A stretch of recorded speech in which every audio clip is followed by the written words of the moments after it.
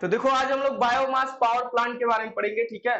Biomass होता क्या है, जो जमीन में हम लोग कूड़ा करकट डाल देते हैं तो उससे क्या मिलता है, बहुत दिनों बाद उससे एक एनर्जी निकलने लगता है, ठीक है। उसी एनर्जी को इस बायोमास पावर प्लांट में यूज करते हैं।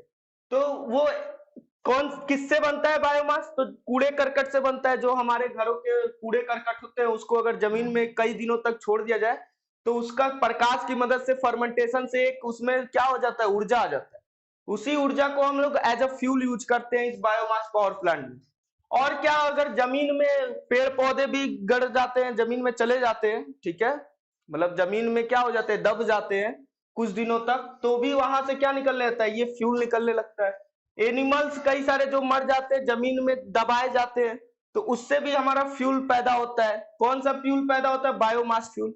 ये एक दिन दो दिन में नहीं पैदा होता है, ये लगभग हजारों साल लग जाता है, 100 साल लग जाता है, 50 साल लग जाता है, उसके बाद से ये एनर्जी निकलता रहता है। तो 50 साल पहले भी तो हम लोग कूड़ा करकट किए होंगे, जमीन में दबा होगा, फिर आज जो कर रहे हैं वो 50 साल बाद उसका कुछ रिजल्ट आएगा, ठीक है। 50 साल, 100 साल, 150 बस साल बाद रिजल्ट आएगा। तो उसी का यूज करते हैं हम लोग। जैसे जमीन में कहीं ना कहीं बहुत पहले भी कूड़ा करकट होगा, ठीक है, उस फ्यूल को एज अ फ्यूल हम लोग यूज करते हैं।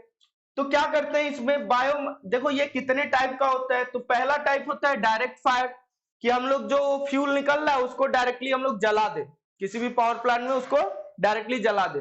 गैसिफिकेशन में क्या होता है, इससे गैस निकलता है, जब जब वो फ्यूल एज अ गैस की तरह यूज होता है तो हम लोग यहाँ गैस टरबाइन पावर प्लांट का यूज करके हम लोग उसको यूज करते हैं। चौथा क्या है, एनॉर्बिक डाइजेशन।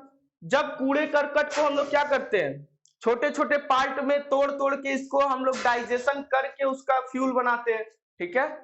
चौथा क्या है, पायरोलोसिस। चौथा क्या है, पायरोलोसिस। तो देखो इसको कैसे यूज करते हैं। तो जब जमीन से हमारा बायोमास फ्यूल निकलता है उसको हम एक चैम्बर में भेजते हैं, और उस चैम्बर के बाद से कंबूशन चैम्बर में भेजते हैं, जहां पे एयर और ये फ्यूल मिक्स होके, ठीक है, एनर्जी पैदा करते हैं। मतलब एनर्जी क्या, फायर पैदा करते हैं। उस फायर का यूज करते हैं हम लोग बॉयलर में। बॉयलर में क्या होता है, पानी होता है। पानी क्या होता है, इस फ्यूल से गर्म हो जाता है, मतलब इस फायर से गर्म हो जाता है, उससे स्टीम बनता है। उस स्टीम को हम लोग किसमें भेज देते हैं, स्टीम टरबाइन में।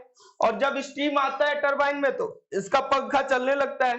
पंखा से शाफ्ट जुड़ा रहता है, शाफ्ट से अल्टरनेटर जुड़ा रहता है, ऐसे इलेक्ट्रिसिटी पैदा हो जाता है इसमें। फिर जो स्टीम टरबाइन में जो स्टीम है उसको हम लोग क्या करते हैं, कंडेंसेट करते हैं। किसकी मदद से, कंडेंसर की मदद से। यहाँ पे कूलिंग टावर लगा रहता है जो उसको ठंडा करने में मदद करता है, इस स्टीम को। फिर इस पंप के द्वारा हम लोग फिर से इसको बॉयलर में भेज देते हैं। और जब कमी होती है पानी की तो यहाँ एक वाटर स्टोरेज होता है, उससे हम लोग पानी से पंप करके हम लोग कहाँ भेज देते हैं, बॉयलर में भेज देते हैं।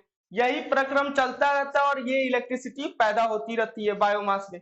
ये कौन से टाइप का है, तो ये डायरेक्ट फायर टाइप का है, ठीक है। अगर गैसिफिकेशन में करना होगा तो गैस टरबाइन का यहाँ पे डिजाइन बनाना होगा, ठीक है। तो ये रहा तुम्हारा क्या, बायोमास पावर प्लांट, ठीक है। अगर फुल डिटेल चाहिए तो क्या करो